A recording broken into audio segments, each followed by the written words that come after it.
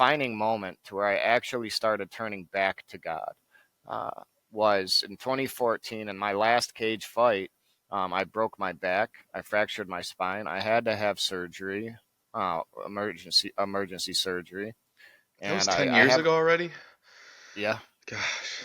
Yeah, Jeez. well, it was 2014. Yeah, Wow. yeah, it's crazy. Yeah, It because doesn't it feel was the like winter it. of 2014. So yeah, Yeah, that was just right around the corner from now, 10 years ago. yeah, yeah. Gosh. But I have this vivid memory, man, of laying in bed with my wife next to me, and I don't know if I've ever felt so hopeless. The pain from the Yeah. surgery was so great that I could feel the individual springs in the bed. Um, And I mean, this is how I made a living. This is how I provided for my family. This is how I paid the bills. This was my only identity that I knew. That's all I was in my head was a cage fighter. I had tried to walk away before, but I couldn't. I didn't have anything to replace that medicinal, exhortation with. But at that moment, laying in that bed, I cried because I didn't Yeah. know where to go. And I grabbed my wife's hand and we just began to pray. And I prayed for God to lead me, to guide me, to renew me, and all of those things. And God responded immediately. And when I say immediately, I mean immediately. After that prayer, uh, Elizabeth started looking online for universities to get me into school. And I've never been an academic. I've always considered myself dumb when it came to when it came to academics. I've never been book smart. I was a meathead. I was a cage fighter. That's all I was. So academics was the farthest thing from my mind. However, immediately after that prayer, God led us to Liberty University. And I don't know if I've ever felt so much hope and excitement as to when they said that I was accepted into Liberty University to begin my academic career. Yeah. Wow. I mean, it's some like when you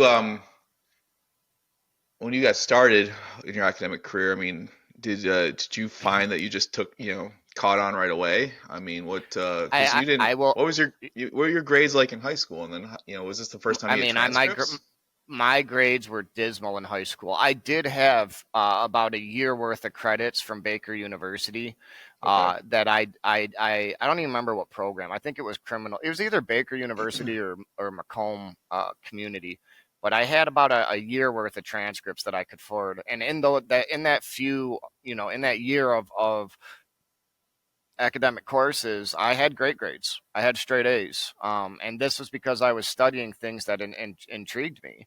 Criminal justice. I was in forensics classes and doing stuff Okay. like that. And I was super good at it. And because I loved what I was doing for once. My grades in high school were absolutely atrocious. I did not want to be there. I wanted to be doing other things. I couldn't focus, didn't want to focus, didn't care about my grades. I mean, and you got to remember, man, and this is speaking to all of those kids out there that whose parents may be going through divorce or something similar. These times are going to pass. They're going to pass, I Yeah. promise you. And it's not the end of the world. For me, it was very difficult in those times because, like I said, I was halfway raising my sister. Um, we had a son at a very young age, at the age of 16. I had a lot on my plate, and I school was the last thing on my mind. It was the last thing on my mind. Um, when I began at Liberty University, and they accepted me. Man, I don't know if I've ever felt a feeling like that. Like I definitively knew this is what God has called me to do. I didn't know what, I didn't know how, I didn't even believe in myself, but I believed in God, dude. I believed in God like undoubtedly. I knew He was going to lead me through this academic journey to where I needed to be. Yeah.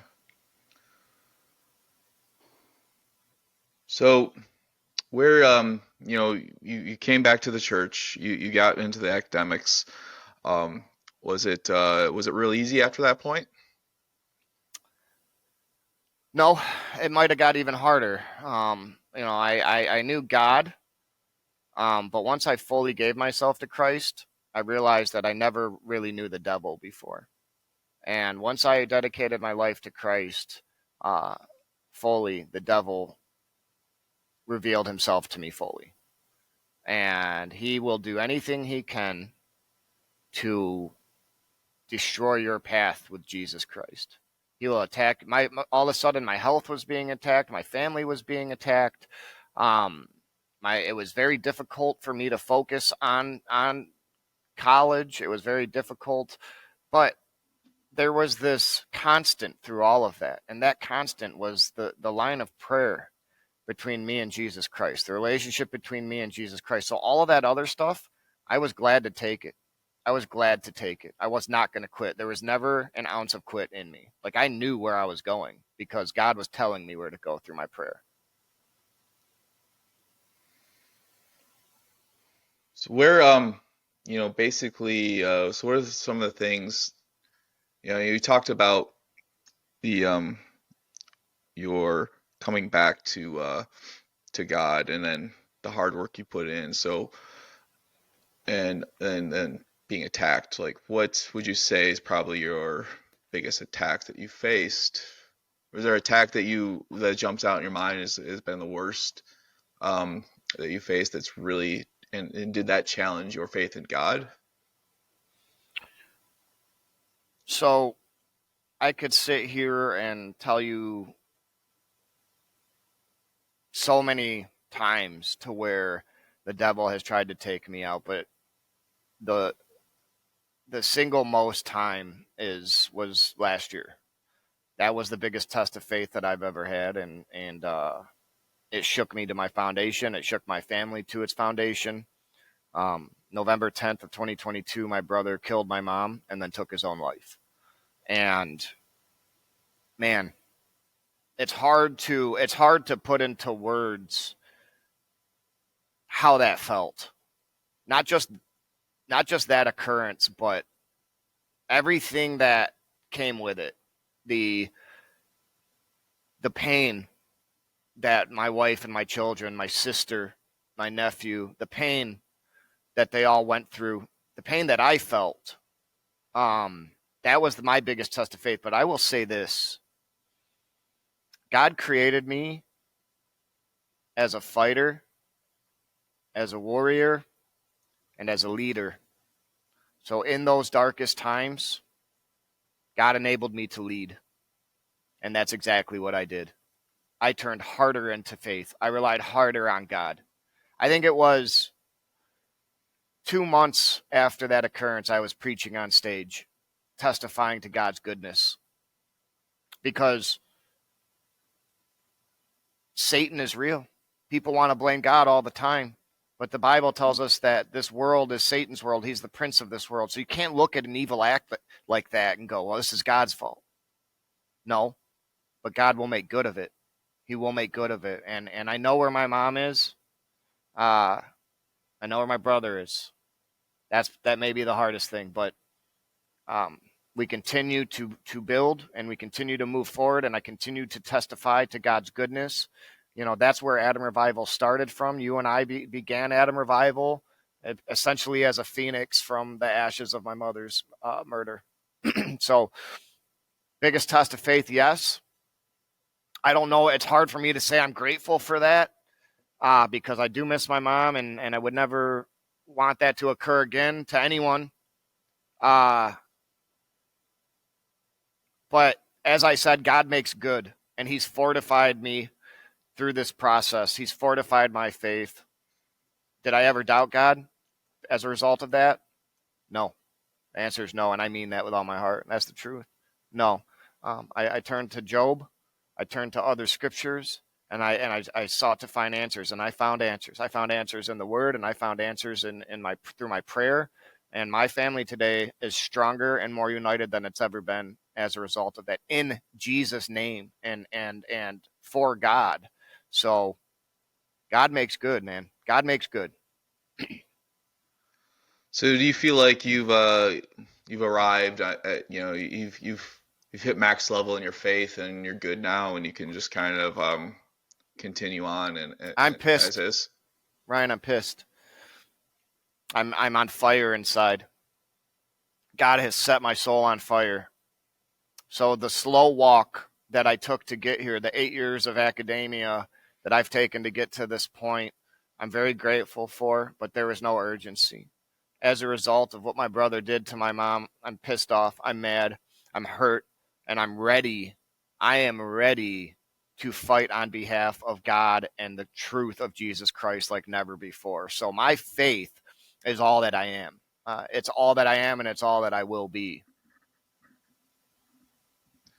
So, what advice do you have to someone that is watching this right now that might not believe in Jesus Yeah. or believe in God? The best thing that I can say is this. The feelings that you have in your heart, maybe the shame, maybe the depression, um, maybe the doubt, those feelings, you have those feelings because you were created. You are part divine. God breathed life into you when he created humanity. You weren't created by accident. You were created with a specific purpose on your life. Literally, you, whether you're a janitor, work at McDonald's, are jobless, are homeless, are an attorney, are a doctor, are a businessman. It doesn't matter who you are or what you're doing in your life. My advice to you is you know God. You know God. Don't lie to yourself. You know God within yourself. So tap into that and actually get to know God and start living for God, because you were created to spread his word. You were created for a specific duty. We all do it in different ways, but our purpose is the same. So my advice to you is stop living for this world. Stop worrying about the new car. Stop worrying about all of this nonsense, and make your goal to be what God made you to be, and to testify on his behalf for the things that he's done in your life. That's my advice. That's really strong stuff. I'm glad you shared that all, and I know some of that's real. You know, our testimonies are very personal, and it's hard to, They're very yeah. personal, Ryan. But the Bible tells us that our testimony is the weapon against the enemy, and unfortunately, a lot of Christians don't understand that. I could sit here and I can show you the fossil record. I can show you archaeological discoveries. I could show you the written human record to prove God's existence, to do this and that. But the real proof is in the pudding, as they say. What has God done with you through your prayer? How has he answered your prayer? How has he awakened your spirit, woken your spirit? Um, that's what we need to get out. If we're not getting that out and telling others what God has done for us, because they could sit here, they could dispute the evidence, the objective evidence. They could sit here and, oh, evolution, blah, blah, blah, it doesn't matter. But they cannot dispute what God has done in your life, right? That's the truth, what God Yeah. has done in your life. So it's very, very, very important that we're not remaining quiet and keeping the good things that God has done in our lives to ourselves, or the bad things that God has carried us through as individuals. Testify. We must testify. Is there anything else you want to, add in your final thoughts here of your testimony? I mean, you've covered a lot. You've spoken to non-believers. You've talked about your early faith. You've talked about some of the more intense things that you've experienced. But is there anything else that you want to kind of touch on? The last thing that I will say um, is that God has blessed me with children, with a wife, and with a home. And I'm only able to be the father, husband, and leader that I am to my family because of my faith. So I want to say to you, regardless of whether you have a wife, a husband, children, it doesn't matter. What I want to say to you is you are much more. If you're living without Christ, if you're not living for Christ right now, begin now. Don't waste your life. Don't waste another day. Pray to Jesus Christ. Give your heart to Jesus Christ and start living for Jesus Christ. Start carrying out your actual purpose, not your career, not your professionalism, not you need to be spreading the word of God. If we